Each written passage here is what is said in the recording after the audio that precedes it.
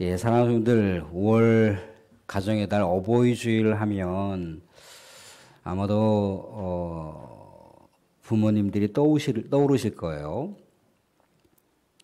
부모님께 효도를 하고 싶어도 그 부모님이 또 먼저 또 하나님 품에 가셨음으로 인해서 육신의 부모를 효도할 수 없는 경우가 있을 수가 있습니다. 그러할 때 우리는 어떻게 해야 될까요? 성경에서는 꼭 육신의 부모만이 부모라고 얘기하지 않습니다. 신앙의 부모, 또 신앙의 훈육자, 신앙의 어떤 멘토, 또 신앙에 영향을 끼쳐주는 그런 모든 사람들을 일컬어서 부모라고 얘기를 합니다. 장로님 기도해 주셨던 대로다가 교회 공동체 안에 하나님의 말씀을 같이 붙들고 살아가는 우리 신앙의 선배들이 있을 수 있잖아요. 그죠? 그분들이 신앙의 부모님이 될 수가 있어요. 부모라고 하는 것은 뭐 성경도 그렇지만 또 우리말도 그렇지만 합성어입니다. 아버지, 아부라고 하는 단어와 어머니, 매미라고 하는 단어가 서로 연결되어 있는 합성어예요. 성경에서는 그러면 아버지를 어떻게 바라보는가, 또한 어머니를 어떻게 바라보는가. 제일 먼저는 육신적인 혈육의 부모가 있을 수가 있습니다. 그리고 영원한 우리의 창조주, 살아계시고 역사하시는 그 하나님이 아버지가 될 수가 있어요. 민족적으로는 또 어떻습니까? 왕이 아버지가 될 수가 있죠. 신앙적으로는 선지자가 아버지가 될 수가 있습니다. 스승이 아버지가 될 수가 있어요. 관계적으로도 뭔가 나의 삶에 양육을 도와주는 그런 분들, 훈육을 도와주는 분들, 삶의 윤리와 삶의 가치관과 삶의 신앙관에 영향을 주는 좋은 인생에 있어서 스승과도 같은 그런 멘토들이 있을 수 있습니다. 그분들은 다 부모가 될 수가 있어요. 그래서 엘리사 선지자가 마지막 하나님의 부르심을 받을 때 당시 이스라엘 왕 요아스가 엘리사를 향해서 아버지라고 부르는 것을 볼 수가 있습니다. 다윗이 또한 사울 왕이 자신의 장인 어른이기도 하지만 이스라엘의 국가의 왕이란 말이죠. 왕을 부를 때 아버지라고 불렀어요. 우리가 익히 알듯이 아브라함은 모든 산자의 아버지라고 합니다. 또 어떻습니까? 우리가 알고 있는 대로다가 바울도 자신의 사랑하는 영적인 자녀들 디모데하고 디도를 향해서 자신을 영적인 아버지라고 얘기를 했다는 거예요. 뭔가 육신의 부모가 될 수도 있지만 신앙의 양육자, 신앙에 영향을 주는 좋은 믿음의 인물들이 또한 부모가 될 수 있음에 대해서 이야기를 하고 있습니다. 어머니도 마찬가지죠. 어머니도 꼭 어떤 우리를 직접 이 세상 가운데 낳아주신 혈육의 어머니도 어머니이지만 우리 인생에 있어서 정말 온전한 하나님의 백성으로서의 삶을 갈 수 있도록 신앙적으로 교훈을 주고 양육을 해주었던 그런 신앙의 어머니가 또한 우리의 어머니일 수가 있습니다. 성경은 하와를 일컬어서 모든 산자의 어머니라고 얘기를 합니다. 또한 우리가 알듯이 사라를 모든 민족의 어머니라고 얘기를 하죠. 드보라를 이스라엘의 어머니라고 얘기를 합니다. 리브가를 천만인의 어머니라고 얘기를 한다는 거예요. 바울은 또한 신앙의 공동체를 일컬어서 신앙의 공동체에게 자신을 유모라고 얘기를 합니다. 우리에게 육신적으로나 정신적으로나 정서적으로나 영적인 우리의 참다운 신앙인으로서의 삶을 살아갈 수 있도록 음으로 양으로 도와주시는 많은 분들, 신앙 공동체 안에서도 얼마든지 우리는 신앙의 부모님을 우리가 바라볼 수가 있더라는 거죠. 사랑하는 성도들, 부모는 하나님의 대리자입니다. 하나님의 대행자예요.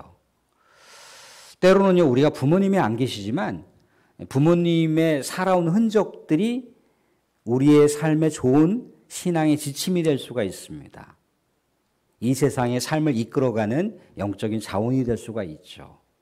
아, 예전에 아버지께서 이렇게 교회를 섬기셨는데, 아, 어머니께서 이렇게 새벽 제단을 쌓고 기도를 하셨는데, 교회 공동체 식구들을 어떻게 섬겼는데, 그런 것이 나의 삶의 나침판이 될 수가 있더라는 거죠.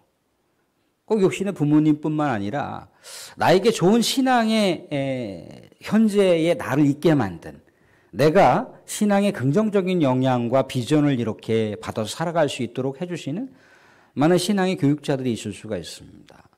교회 학교 교사가 될 수도 있는 거고요. 아니면 교회의 어르신이 될 수도 있는 거고요. 아니면 교회 공동체 가운데 교육자가 될 수도 있는 거고요. 꼭 그렇지 않더라도 어떤 신앙에 있어서 산 선봉자 같이 살아가는 많은 사람들이 나에게 신앙의 부모가 될 수가 있더라는 거죠. 우린 또한 그렇게 그분들의 삶의 흔적들을 또한 생각해보고 헤아리고 또 내가 어떻게 살아갈 것인가에 대한 삶의 지침을 안고 나는 과연 우리 사랑하는 자녀들에게 믿음의 유산을 남겨줄 만큼의 그런 신앙인의 모델로서 삶을 살아가고 있는가? 아니면 나는 교회 공동체 가운데 정말 신앙의 덕을 세우고 신앙의 공동체가 본받을 수 있을 만한 신앙의 공동체가 나를 바라볼 수 있을 만큼의 그런 신앙인의 큰 부모가 될 수가 있는가? 우리는 스스로를 또한 돌아볼 수가 있더라는 거죠. 사랑하는 사람도 오늘 신명기에 나오는 5장 16절의 말씀은요, 사실 어린아이들에게 주시는 말씀이 아닙니다. 사실 이스라엘 성인들에게 주는 메시지예요. 왜 그러냐면 이스라엘은요, 13살을 기준으로 해서 13세 이전에는 부모님이 시편이라든가 아니면 율법서를 해석한 미시나라고 하는 것을 이렇게 삶의 교훈으로 삼아서 어머니에게 신앙적인 교육을 받습니다. 그리고 이제 13세가 넘어가면 이제 성인식을 치르게 돼요. 성인식을 치른 다음부터는 하나님의 말씀을 본격적으로 교육을 받습니다.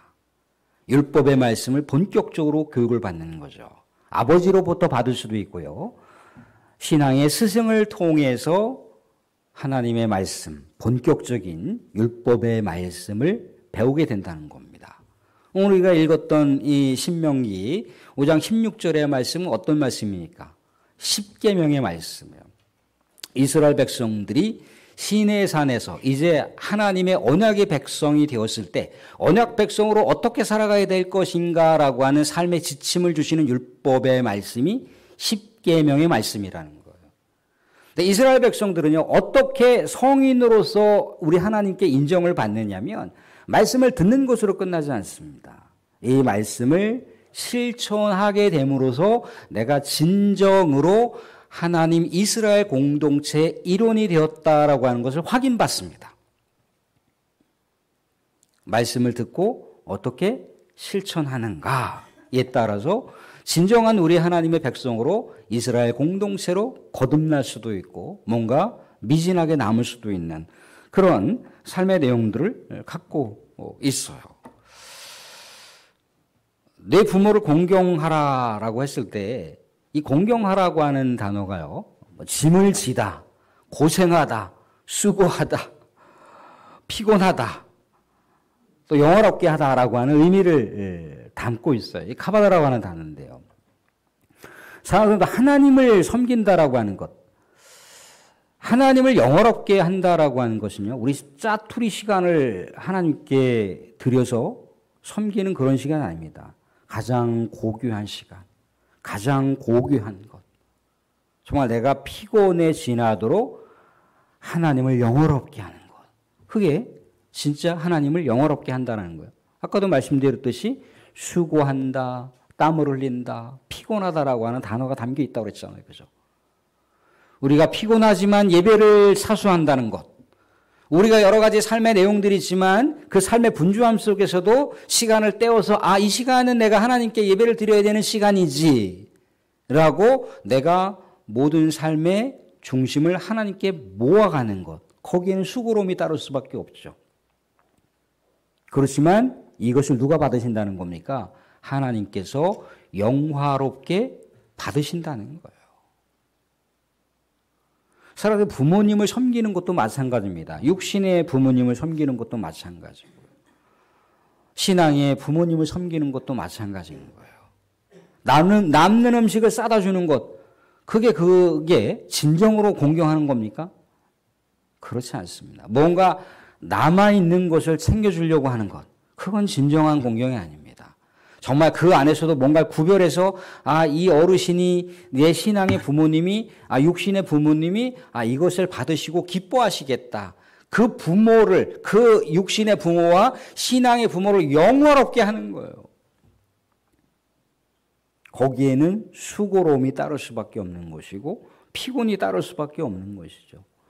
사랑하는 성도들, 우리는 하나님으로부터 우리가 이 세상에 측량할 수 없는 만큼 계산할 수 없는 어마어마한 것을 우리가 하나님께로부터 받았어요. 심지어 하나님은요, 독생자 예수 그리스도를 십자가에 못 박아 죽이신 그 보혈의 대가로 우리에게 영원한 생명을 주셨습니다.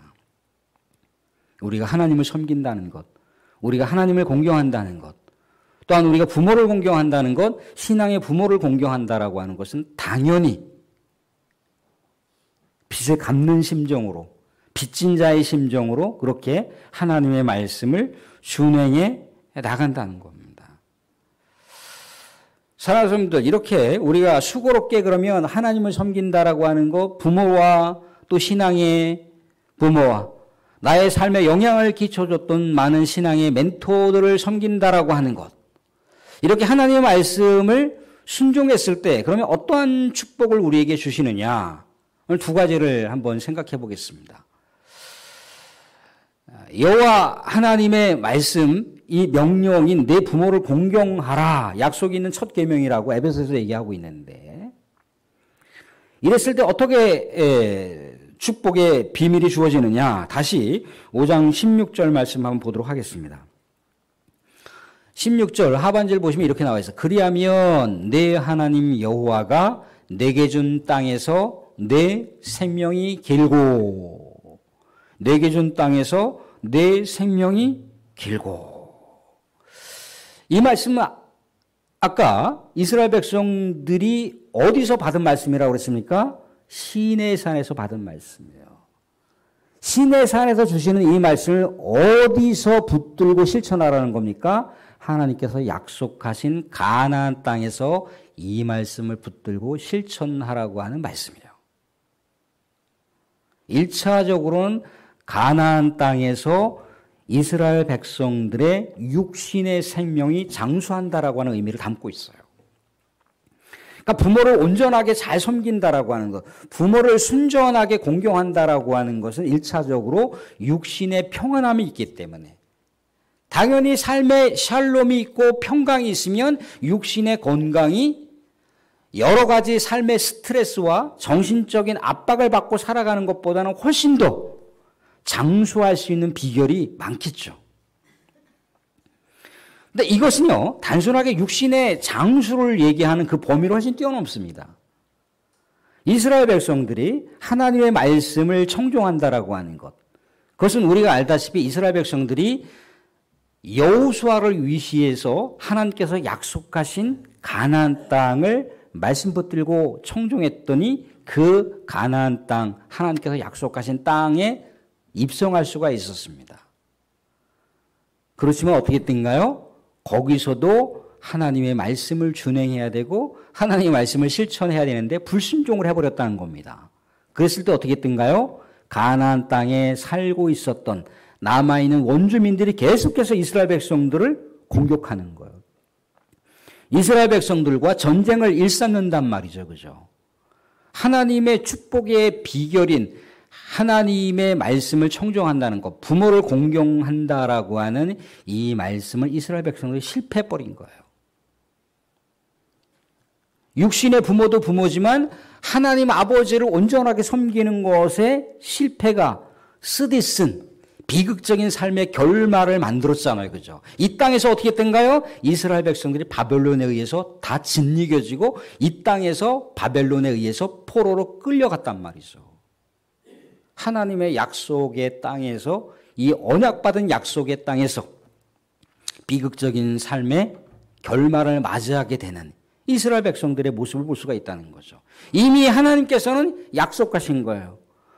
언약의 영원한 말씀을 주신 거예요. 부모를 공경하라, 하나님의 말씀을 청종하라고 하는 그 말씀을 이스라엘 백성들에게 축복으로 주셨는데 그러하지 못했다는 거죠. 부모를 공경한다는 것, 우리 하나님의 영원한 언약을 담지하고 있다고 그랬습니다. 육신의 장수를 의미할 뿐더러 하나님께서 눈동자처럼 지켜주시고 보호해 주시는 그런 삶을 살 수가 있다는 거예요. 사랑하는 분들, 인생에 100년의 인생을 여러분들이 인간적으로 살아간다고 생각을 해보세요. 100년의 인생을 우리 하나님께서 지켜주시고 보호해 주시고 인도해 주시는 삶을 산다고 생각해 보세요. 어떤 것이 훨씬 더 비전 있는 삶을 살아갈 수가 있겠습니까? 하나님께서 지켜주시는 삶, 하나님께서 보호해 주시는 삶은요, 이미 축복이 보장된 삶인 거예요. 언약의 영원한 주인이신 하나님께서 보호해 주시고 하나님께서 다스려 주시고 하나님께서 이끌어 주시는 삶을 산다. 그 인생은요, 정말 고속도로 하이웨이를 달리는 인생이라는 거예요. 그것의 귀중한 약속의 말씀이 뭡니까?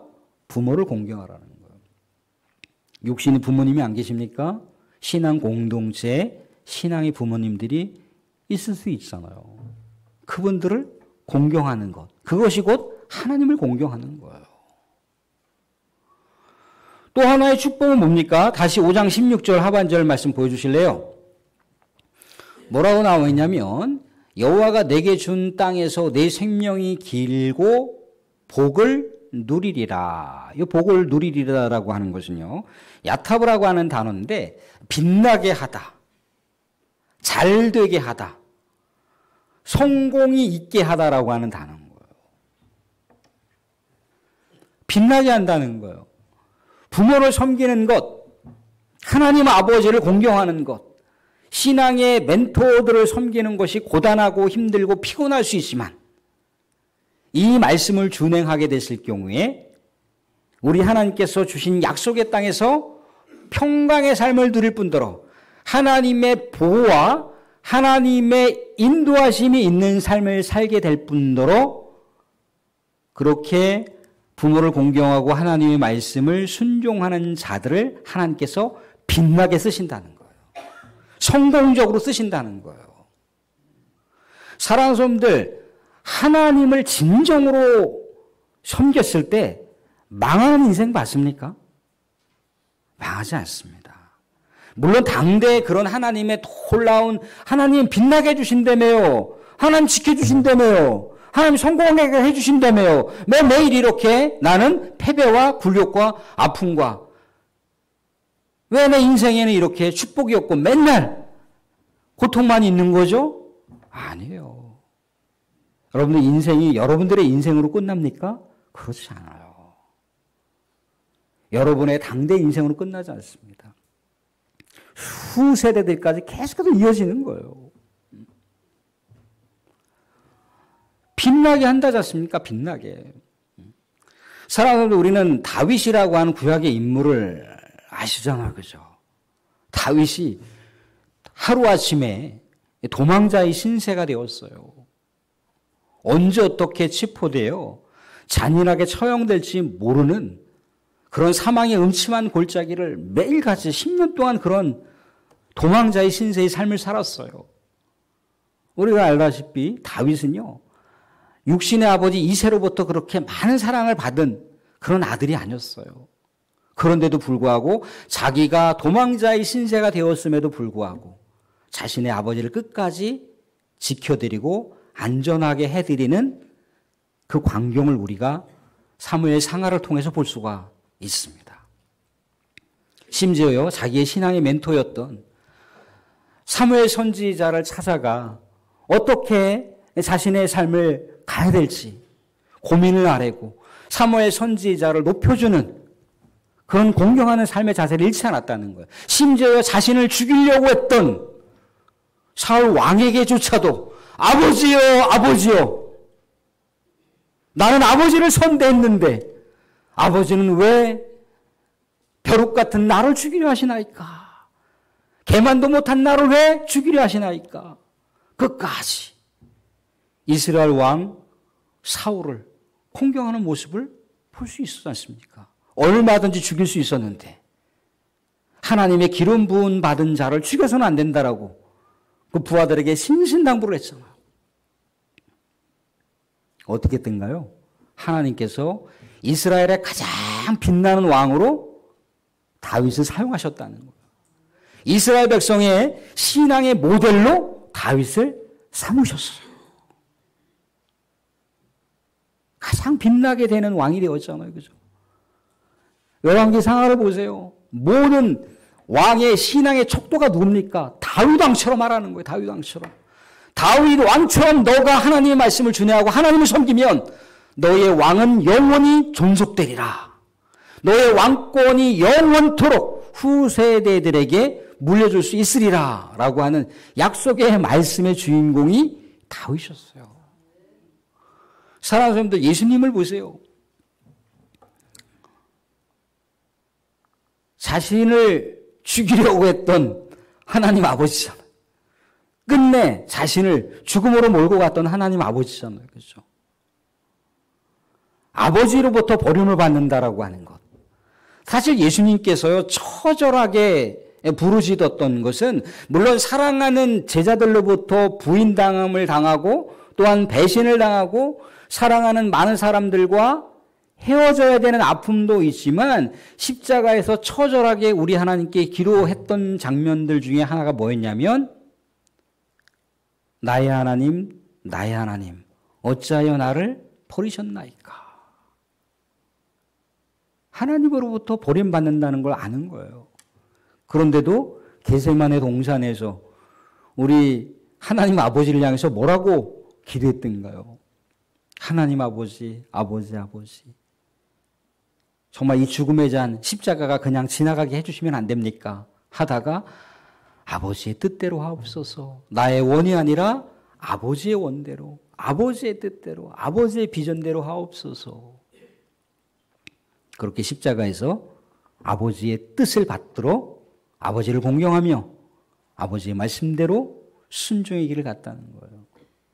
예수님께서 부활하실 때 하나님이 예수님을 어떻게 하셨던가요? 모든 만물 위에 가장 위대하고 모든 이름 중에 가장 위대하고 빛나는 이름으로다가 예수님을 세우셨다는 거예요. 그게 하나님의 말씀대로 부모를 공경하고 하나님의 말씀을 순종하는 자들을 우리 하나님께서 빛나게 하시고 성공하게 하신다라고 하는 말씀입니다. 말씀을 맺겠습니다. 사랑하는 성도님들, 이 세상 살아가는데 정말 우리 부모님에게 따뜻한 식사 한번 대접하고 싶은데 그 부모님이 안 계신가요? 부모님의 음성을 듣고 싶은데 그 부모님의 음성을 들을 수가 없던가요? 그 부모님은 이미 하나님의 소관입니다. 하나님 품에 계신다라고 하는 것을 헤아리면서 이 땅 가운데 살아계시는 우리 신앙의 멘토들이 있잖아요. 신앙의 선배들이 있잖아요. 그죠? 또 그분들에게 또 우리가 정성을 다해서 공경하고 또 대접하고 그렇게 사랑을 실천하는 것, 그것이 부모를 공경하라고 하는 하나님의 말씀을 실천해 가는 겁니다. 사랑하는 분들, 하나님의 말씀이신 부모를 공경하라고 하는 이 말씀을 우리가 잘 준행해서 우리 하나님께서 끝까지 지켜주시고 보호해주시고 인도해 가시는 놀라운 장수의 삶을 살아가실 수 있기를 바라고 우리 하나님으로부터 빛나게 또한 성공적인 그런 축복을 다 받아 누리실 수 있는 우리 성도가 되실 수 있기를 주님의 이름으로 축원드립니다. 아멘.